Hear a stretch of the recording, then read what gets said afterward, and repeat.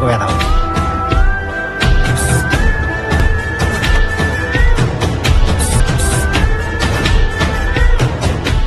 Halo sahabat, Assalamualaikum. Semoga sehat selalu dan senantiasa berbahagia. Terima kasih sudah subscribe dan menyimak video-video LK21 Revive. Semoga Tuhan Yang Maha Esa selalu memberikan rezeki yang berkah dan berlimpah ruah untuk sahabat semua. Oke, kali ini LK21 Revive akan membawakan sebuah alur cerita film yang berjudul Butadam Baskar 2024. Bagaimana keseruan filmnya? Nggak perlu banyak basa-basi lagi, ini dia alur ceritanya.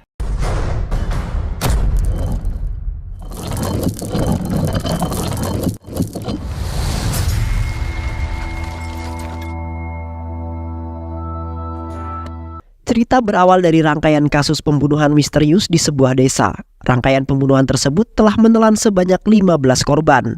Dan sebanyak 15 korban meninggal yang ditemukan semuanya meninggal dalam keadaan yang sangat mengenaskan, yaitu dalam keadaan tanpa kepala.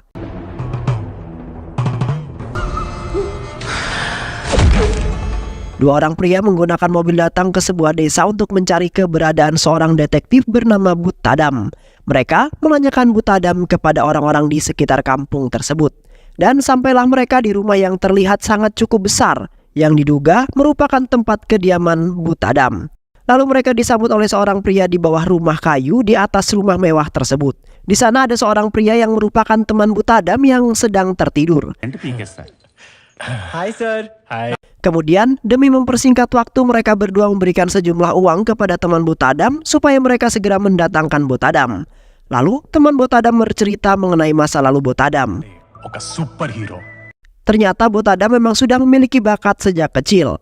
Butadam merupakan orang yang sangat detail. Suatu hari abang Butadam datang ke rumah kekasihnya, namun ia mendapati kekasihnya bersama orang tuanya mati mengenaskan di dalam ruang tamu. Ketika ia hendak mencabut pisau yang menancap pada perut kekasihnya, naas polisi datang dan menduga bahwa dialah pelakunya. Lalu beberapa tahun setelah di penjara, dia pun keluar dari penjara dan memutuskan untuk mengakhiri hidupnya dengan gantung diri. Lalu Butadam yakin bahwa pembunuhnya bukanlah kakaknya. Dia menelusuri tempat pembunuhan di rumahnya dan dari semua bukti yang ada, dia kumpulkan. Dia mengetahui bahwa ini adalah pembunuhan secara terstruktur dan tidak mungkin abangnya melakukan hal tersebut. Namun polisi menolak mentah-mentah penjelasan dari seorang anak kecil dan tetap menjadikan abang Butadam sebagai pelaku walau dia sudah meninggal. Kemudian memutuskan untuk menutup kasus tersebut. Dari sejak saat itu Butadam bercita-cita menjadi seorang detektif. Kedua pria tersebut terkesan mendengar cerita tentang Butadam. Kemudian tak berselang lama Butadam datang dan mulai berbincang dengan mereka. Tak perlu waktu lama Butadam segera mengetahui apa maksud kedatangan mereka tanpa harus diberitahu. Melihat mobil mewah, kemeja mahal dan tas bermerek, namun menggunakan handphone model lama. Butadam meyakini bahwa kedatangan mereka ialah untuk mencari handphonenya yang hilang. Dan Butadam yakin bahwa di dalam handphone tersebut ada data-data penting yang dirahasiakan. Mereka terkesan dengan kejeniusan Butadam. Kemudian Butadam berkata, mereka akan dapatkan handphonenya besok sore. Lalu mereka pergi mempercayakan segalanya pada Butadam. Sepulangnya kedua pria tersebut, Butadam dan rekannya kemudian membuat skenario. Butadam dan rekannya membuat skenarionya sendiri mengenai kasus itu. Semakin lama semakin jelas kasus tersebut dan mereka berhasil mendapatkan teleponnya kembali. Itu mana?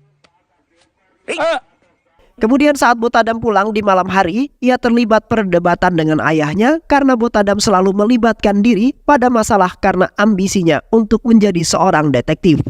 Karena hal itulah ayahnya menjadi merasa tidak nyaman. Dia menawarkan pekerjaan yang lebih aman dan lebih menghasilkan uang. Namun jelas Butadam menolaknya mentah-mentah. Satu persatu kasus diselesaikan dan mendapatkan uang dari hal tersebut. Kemudian Butadam yang sedikit konyol dan bertingkah tengil mengambil motor tetangganya yang terparkir tepat di depan rumah dan membawanya tanpa ada maksud apa-apa. Lalu tetangganya datang mengambil motornya kembali sembari memarahi Butadam. Di lain sisi terlihat beberapa pria memasuki sebuah hutan yang sangat gelap. Ternyata di sana mereka menemukan mayat di bawah pohon tanpa kepala. Dan di sana terdapat topeng wajah yang terbuat dari kayu. Butadam yang ada di sana mulai kebingungan dengan kepala si korban yang menghilang secara misterius. Dan apa maksud dari patung kayu misterius tersebut? Kemudian polisi datang menutup tempat tersebut dan mulai banyak orang berdatangan untuk melihat. Dan bertanya kepada Butadam apakah Butadam mendapatkan sebuah petunjuk. Namun sayang sekali Butadam sama sekali tidak mendapatkan petunjuk. Kemudian Botadam kesal dan kembali ke rumah tanpa mendapatkan apa-apa. Salah seorang polisi diteriaki oleh seorang gadis karena dianggap tak mampu menyelesaikan kasus pembunuhan yang berantai ini. Karena kasus ini adalah yang ke-16 dan dari yang ke-16 gadis yang kepalanya dipotong sama sekali tidak ada bukti ataupun jejak-jejak daripada pelaku ditemukan. Botadam datang ke rumah tetangganya dan menggoda gadis-gadis di sana sampai mereka kesal dan mengusir Botadam. Di kantor polisi di tengah-tengah perbincangan Botadam dan temannya mengenai pembunuhan yang berantai. Tiba-tiba dia mendengar keributan di luar. Ternyata ada seorang transgender yang sedang diseret dua orang polisi. Transgender itu kemudian membuat sebuah keributan karena kasus kekasihnya yang hilang. Keesokan harinya para polisi kembali mendapatkan kasus pembunuhan yang sama, yakni gadis tanpa kepala. Dan sama seperti sebelum-sebelumnya, mereka tidak dapat menemukan bukti ataupun jejak pelaku, bahkan untuk mengidentifikasi korban mereka tidak bisa karena pembunuh telah mencabut kepala dan mengelupas kulit jari korban. Seperti biasa, Botadam dan Watson pun hadir di sana untuk ikut mencari bukti-bukti dan jejak pelaku sebagai seorang detektif. Kemudian di sana pula datang seorang wartawan yang telah menyelidiki kasus pembunuhan berantai ini selama 3 tahun terakhir, bernama Laksmi yang juga merupakan tetangga sekaligus teman sekolah Botadam. Di tengah-tengah perbincangan mereka, Botadam melihat tanda bekas luka di kaki korban dan teringat akan bekas luka teman masa kecilnya. Gadis tetangga yang ia goda kemarin dan ternyata memang benar. Kemudian Botadam sangat merasa bersalah dan kesal dengan dirinya sendiri karena tidak dapat menemukan pelaku pembunuhan berantai tersebut. Lalu dia mendatangi rumah Laksmi dan menemui dia yang sudah tidak makan 4 hari karena kepergian saudara perempuannya. Botadam menyuruhnya untuk makan dan berkata tidak usah risau karena dia akan menemukan pelaku pembunuhannya karena dia adalah seorang detektif. Mendengar itu Laksmi menamparnya dan menyuruhnya untuk pergi. Hal tersebut kemudian membuat Botadam yang masih berduka semakin sedih dan semakin ingin mencari siapa dalang dari pembunuhan berantai tersebut. Di kantor pusat dia tampak berbincang dan mencari jejak-jejak lain dari pembunuh berantai tersebut, serta melihat CCTV berbagai daerah pada hari ditemukan mayat untuk mencari si pelaku, serta mendengarkan kesaksian dari para keluarga korban pembunuhan. Kemudian di suatu tempat saat Botadam sedang menyelidiki kasus, tiba-tiba sebuah mobil menabraknya dengan kencang, seperti sengaja dari belakang. Hal tersebut membuat tangan kanan Botadam mengalami patah tulang. Namun dokter berkata semua akan baik-baik saja. Lalu ayah Botadam datang dan memarahi teman Botadam di sana karena menganggap bahwa karenanya lah Botadam celaka dan mengusirnya. Kemudian ayah Botadam memarahi Botadam dan menyuruhnya untuk menghentikan ini semua dan berhenti mencari pembunuh abangnya. Namun Botadam tetap bersikeras dan tidak mendengarkan mereka. Lalu Laksmi berkata kepada Botadam bahwa dia tidak perlu menelusuri kasus tersebut hanya karena dia memukul dan memarahinya. Tapi Botadam menyangkal hal tersebut. Dia berkata bahwa dia menelusuri kasus tersebut bukan karena dimarahi atau dipukul olehnya. Kemudian Laksmi menawarkan diri untuk ikut serta bersama mereka dalam kasus pembunuhan berantai tersebut. Dan mereka menyetujuinya. Sehingga saat ini Botadam dan Watson ketambahan 1 personil yakni Laksmi. Keesokan harinya mereka memulai ekspedisi. Mereka menanyakan ke sana kemari mengumpulkan bukti demi bukti dari para saksi satu persatu. Dan mengumpulkan foto-foto korban yang semuanya kehilangan kepala dan terdapat patung kayu tepat di perutnya. Lalu mereka menyadari bahwa para mayat tidak dibunuh di hutan tersebut, melainkan dibunuh di suatu tempat baru kemudian dipindahkan ke hutan tersebut. Dan mereka mengumpulkan gambar-gambar jejak kaki di sana yang lalu dicurigai merupakan jejak kaki para pelaku. Pembunuhan itu kemudian melakukan 5 pembunuhan pertamanya di wilayah Karnataka. Kemudian setelah 5 pembunuhan itu tidak ada lagi kasus pembunuhan di wilayah tersebut. Lalu setelah 13 tahun pembunuhan itu kembali terjadi di kawasan Karnataka. Lalu mereka memutuskan untuk berbincang bersama dengan Balai Polisi Karnataka. Di sana mereka memberitahu apa maksud dan tujuan mereka ke sana dan meminta data-data. Kemudian mereka bergegas menuju Balai Kepolisian dan meminta data mengenai kasus pembunuhan berantai tersebut. Mereka mendapatkan beberapa foto dan juga kain yang pembunuh itu gunakan dalam kasus 15 tahun belakangan. Dan Botadam menemukan sebuah tanda berwarna ungu dan terlihat sesuatu lagi yakni alamat milik sebuah rumah sakit di Hyderabad. Kemudian mereka pergi bergegas menuju rumah sakit tersebut untuk menemui salah satu dokter di sana dan menanyakan tentang keterlibatannya dengan salah seorang korban pembunuhan. Tampak wajah dokter itu panik dan sangat gelisah. Lalu mereka membawa sang dokter yang diduga memiliki keterkaitan dengan korban dan juga seorang pria yang merupakan kekasih korban. Mereka menginterogasi kedua orang tersebut, yakni dokter dan kekasih korban. Namun mereka mengaku tidak membunuh siapapun dan sang kekasih bercerita bahwa mereka sudah lama bercinta dan suatu hari mendapati korban telah hamil olehnya. Tanpa pikir panjang dia membawa kekasihnya kepada dokter tersebut. Karena dokter tersebut terkenal dengan kerjanya yang bagus dan merupakan dokter terbaik di kota tersebut. Namun alih-alih menyuntikkan obat dengan harapan pengguguran kandungan, obat tersebut malah membunuh korban. Karena ketakutan, mereka berencana untuk menutupi kasus itu dengan melakukan cara yang sama dengan si pembunuh berantai yang terkenal itu, supaya orang-orang percaya bahwa dia adalah salah satu korban dari pembunuh berantai. Sang dokter berkata bahwa dia telah membuangnya ke danau. Semakin marah Butadam, memukul dokter lalu keluar dan menangis. Ternyata Butadam baru menyadari bahwa salah satu korban daripada ke-16 korban pembunuhan berantai tersebut terdapat luka di tangan kanannya. Dan dia segera tersadar mengenai video yang ditonton dari handphone seorang pria yang hilang beberapa hari lalu. Di video tersebut, terlihat wanita yang pria itu perkosa memiliki sekitar 12 jari dengan 2 jari tambahan di tangan kanannya. Lalu dia baru menyadari kalung wanita yang ada di video tersebut sama seperti kalung yang dia temui di rumah kekasih abangnya beberapa tahun yang lalu. Tanpa berlama-lama ia langsung menghampiri pria yang sempat meminta tolong kepadanya mengenai handphonenya yang hilang tersebut. Mereka masuk dan mendapati John sedang bersama istri tercintanya. Kemudian mereka masuk dan mulai menginterogasi John. Barulah John mengaku bahwa pada malam itu dia sedang berada di resort dan melihat seorang wanita yang bercadar. Lalu dia mengajaknya masuk ke kamar dan melakukan hal yang tidak senonoh. Kemudian salah seorang wanita bercadar lagi kemudian datang lalu memukul John dan pergi bersama temannya. Namun di tengah-tengah pembahasan mereka, tiba-tiba Butadam mendapatkan telepon masuk yang berkata bahwa ada satu korban baru lagi di hutan yang sama di kawasan mereka. Kemudian bergegaslah mereka ke sana. Dan sama seperti sebelum-sebelumnya, mereka tidak mendapatkan apapun selain mayat tanpa kepala dan topeng kayu yang berwarna.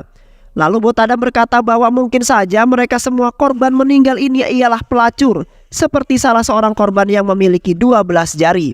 Mereka pun kemudian menginterogasi salah satu saksi di sebuah resto saat malam di mana John memperkaos wanita 12 jari tersebut. Dia berkata bahwa dia melihat semuanya. 2 wanita bercadar di resto tersebut dan berkata bahwa wanita 12 jari tersebut ialah transgender. Lalu Butadam yang terkejut menelpon John dan bertanya apakah benar yang dikatakan saksi mata tersebut bahwa wanita 12 jari itu adalah seorang transgender. Lalu John menjawab iya, dia memang adalah seorang transgender, bukan wanita. Lalu saat di rumah dia mendengar berita di televisi percakapan antara seorang transgender dan pembawa acara. Barulah Butadam menyadari akan eksistensi kaum transgender di media televisi. Namun dia berkata masih tidak mengerti apa keterkaitan antara kasus ini dengan kaum transgender. Tapi dia mengerti satu hal, dia mengerti kenapa si pembunuh berantai tidak ditangkap. Yakni karena dia membunuh seorang transgender. Dan di setiap pembunuhan tidak ada kasus kehilangan yang dilaporkan ke pihak kepolisian. Lalu mereka mencari dokter yang melakukan bedah autopsi pada mayat-mayat korban pembunuhan berantai tersebut. Namun hanya tersisa 1 dokter yang masih hidup dan bisa dimintai keterangan mengenai mayat-mayat transgender korban pembunuhan berantai. Sesampainya mereka di rumah dokter tersebut, mereka mendapati bahwa dokter itu telah melarikan diri. Dan kemudian mereka mengejarnya. Tetapi saat mereka sudah jauh mengejar, tiba-tiba salah seorang polisi menelpon dan memberitahu bahwa sang dokter telah bunuh diri di rumahnya sendiri. Kemudian bergegaslah mereka ke sana. Di sana tampak sang dokter meninggal, menengadahkan dengan tangan kanan yang memegang pistol. Dan saat polisi melakukan penelusuran TKP, dia menemukan sebuah ruang tempat ritual yang terdapat patung kayu berwarna misterius tersebut. Kemudian Laksmi berkata bahwa dia melakukan riset juga mengenai patung misterius tersebut. Dan nama patung itu adalah Basmasura. Basmasura adalah dewa iblis yang memiliki kepala abadi. Bahkan setelah berkali-kali dipenggal kepalanya, tetap hidup dan hal itu menyebabkan ketakutan bagi para dewa lainnya. Dan kepala Basmasura disalahgunakan sebagai simbol pelindung roh jahat. Kemudian saat Laksmi masih menjelaskan, Butadam pergi keluar dan menemukan sebuah kendi yang digunakan dokter untuk membakar semua barang bukti. Setelah dibuka ternyata ada sebuah buku yang masih tersisa. Walaupun buku itu sudah terbakar setengah, namun mereka dapat menemukan foto mobil yang digunakan wanita transgender bercadar itu di hotel dan juga sekolah milik transgender tersebut. Namun tidak menemukan apa-apa. Kemudian mereka menuju ke sebuah tempat untuk mengetahui mengenai transgender ini, yaitu teman Watson. Namun sewaktu-waktu mereka berbincang di parkiran mobil, mereka melihat sebuah mobil yang diduga merupakan mobil yang digunakan para transgender untuk menuju resort. Tidak berselang lama, tiba-tiba wanita pemilik mobil tersebut datang dan membawa mobil itu. Kemudian teman-teman Watson yang mengetahui apartemen di mana wanita itu tinggal langsung mengajak Watson dan Booth menuju apartemen di mana wanita itu tinggal. Sesamanya di sana mereka masuk dan mencoba mencari barang bukti. Di sisi lain, tampak sang wanita pemilik kamar mengetahui bahwa ruangannya telah dibobol oleh 3 orang pria lewat CCTV yang langsung terhubung dengan handphonenya. Wanita tersebut kemudian bergegas menuju apartemennya untuk memergoki mereka. Butada meminta temannya Watson yang bernama Mark untuk berjaga-jaga selagi dia menggeledah kamar wanita tersebut. Booth kemudian menemukan laptop wanita itu dan mencoba untuk menebak-nebak sandinya. Namun setelah 2 percobaan dia salah. Dan hal-hal itu menyebabkan notifikasi antara upayanya gagal. Akses device masuk ke handphone sang pemilik laptop yang sedang menuju rumahnya. Mark berkata bahwa dia menghack sandi laptopnya dan mengakses laptop tersebut. Butada melihat data-data transgender yang digunakan menjadi korban pembunuhan di sana dan mengetahui bahwa wanita berparas cantik pembunuh berantai tersebut. Di mobil sang wanita menyiapkan sebuah pistol matang di dalam tasnya masuk ke dalam apartemen. Namun Butadam dan lainnya sudah lebih dahulu pergi. Butadam kemudian kembali dan mengepung apartemen milik perempuan tersebut. Setelah beberapa penggeledahan, mereka malah menemukan perempuan itu tergeletak di lantai dengan sebuah pistol persis seperti yang dialami dokter pada saat itu. Kemudian Butadam seperti menemukan ruangan di balik lemari dan meminta Watson untuk membukanya. Lalu mereka menemukan ruang ritual seperti yang ditemukan para dokter kala waktu itu. Di saat mereka menemukan beberapa pertanda-pertanda aneh yang ditulis dalam bentuk angka dan huruf serta goresan-goresan, di sana terdapat 4 angka 18. Angka 18 dalam mitologi India berarti 9. Dan hari itu merupakan tanggal 9 bulan 9 tahun 2018 yang berarti korban berikutnya yang ke-18 akan mati hari ini. Mereka mencari transgender yang tersisa dan membawa mereka menuju Bhaskar, seorang mekanik di sebuah bengkel. Namun sebelum mereka sampai di sana, nampak Laksmi sudah ada di sana duluan menginterogasi seorang pria yang membuat keributan di kantor polisi beberapa waktu yang lalu. Kemudian Bhaskar dari belakang kemudian memukul pria itu sampai meninggal menggunakan palu. Kemudian lompat dan memukul Laksmi lalu membawa ke suatu tempat entah di mana. Dan sesamanya para detektif di sana, mereka hanya menemukan mayat pria tersebut dan mencari Bhaskar, namun tidak menemukannya. Sampai seorang polisi mendengar suara-suara aneh yang berasal dari hutan. Lalu mereka langsung berlari bergegas menuju suara tersebut. Ternyata di sana tampak Bhaskar seperti sedang melakukan sebuah ritual. Lalu seorang polisi menodongkan pistol ke arah Bhaskar, namun Bhaskar dengan cepat mengambil pistol tersebut dan mulai menembaki para polisi. Dari kejauhan Butada melempar batu ke arah tangan Bhaskar dan membuat pistolnya terjatuh. Kemudian Butada mulai memukuli wajah Bhaskar, namun Bhaskar malah tertawa seperti tidak merasa apa-apa. Lalu Butada menanyakan tentang kalung tersebut dan memang benar, ternyata kalung misterius tersebut dipakaikan oleh setiap korban yang akan meninggal dunia. Kalung tersebut pula yang ditemukan Butadam tepat di kasus pembunuhan kekasih abangnya, sehingga Bhaskar merupakan dalang dari kasus pembunuhan abangnya beberapa tahun yang lalu. Kemudian Bhaskar mengeluarkan kalung milik Laksmi dan berkata bahwa Laksmi akan menjadi ritual terakhir yang akan dilakukannya. Kemudian dia berkata bahwa tidak seorang pun akan dapat menghentikan ritualnya. Belum sempat Bhaskar menutup mulutnya, tiba-tiba dari arah belakang sebuah pohon berduri jatuh dan menancap pada leher belakang Bhaskar dan membuatnya meninggal dunia. Sehingga saat itu Butada melihat tanda di dada Bhaskar dan langsung menyadari bahwa Bhaskar merupakan salah satu anak di dalam gambar yang ditemukan pada sebuah rumah. Kemudian dia langsung bergegas menuju rumah tersebut, namun sesampainya di sana dia tidak menemukan seorang pun dan malah menemukan sebuah ruang ritual lagi. Di sana dia melihat sebuah buku yang menjelaskan tentang ritual tersebut. Jadi ritual tersebut merupakan ritual pemanggilan Basmasura ke bumi. Ritual tersebut memerlukan korban, yaitu seorang transgender yang kepalanya dipotong lalu dibakar. Kemudian mayatnya diletakkan di hutan menghadap ke arah timur dengan patung wajah Basmasura di perutnya. Lalu korban ke-18 atau korban terakhir harus dibakar hidup-hidup dan abunya digabungkan dengan abu kepala korban yang lainnya. Dan kemudian dari abu tersebut dibuatlah patung bayi berumur 6 bulan yang akan dimasuki oleh Basmasura. Dan semua orang yang terlibat dalam ritual tersebut tidak akan takut untuk mengorbankan nyawanya demi suksesnya ritual. Seperti yang dilakukan dokter dan wanita yang bunuh diri. Lalu Butada melihat kembali foto di rumah tersebut dan masih menemukan satu orang tersisa yang belum ditelusuri, yaitu Sankar, salah seorang pria yang pernah menjadi saksi pembunuhan berantai. Siap melakukan sebuah ritual untuk yang terakhir kalinya. Dia mulai berdandan seperti Basmasura, kemudian karena keterbatasan informasi, Butada berhenti untuk menanyakan di mana Sankar berada.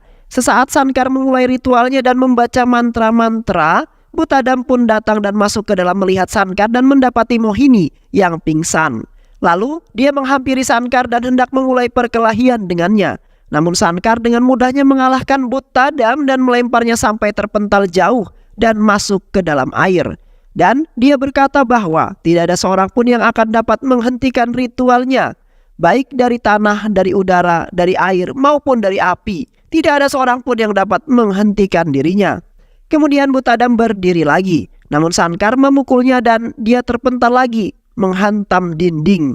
Lalu menampar dan melempar-lempar Butadam sampai dia kesakitan. Sankar menyuruh Butadam untuk pergi supaya dia tidak mati. Namun Butadam tidak mau dan tetap bersikeras untuk menyelamatkan Mohini dan juga Laksmi.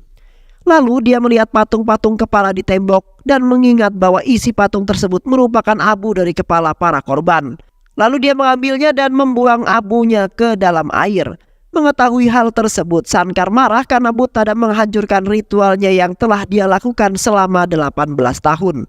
Ketika hendak membunuh dirinya sendiri, Butadam menghentikan Sankar dan mengambil pisaunya. Namun Sankar masuk ke dalam api dan membakar tubuhnya sendiri karena telah gagal melakukan sebuah ritual. Melihat Sankar terbakar, Butadam pergi mencari Laksmi ke sebuah ruangan dan menemukannya tergeletak di sebuah kursi yang terjatuh. Butadam menyelamatkannya dan memeluknya dengan sangat erat. Kemudian semua media mulai menyoroti Butadam sebagai seorang detektif yang berhasil menyelesaikan kasus yang tidak terselesaikan selama 18 tahun dan membuat nama detektif Bhaskar atau Butadam menjadi sangat terkenal. Namun di akhir film, Butadam mendapat sebuah telepon misterius yang mengatakan bahwa ritual baru saja dimulai. Dan film pun selesai. Baik sahabat, itulah alur cerita film yang berjudul Butadam Bhaskar 2024. Mudah-mudahan teman-teman semua terhibur dengan alur cerita film ini. Sehat selalu, wassalamualaikum warahmatullahi wabarakatuh.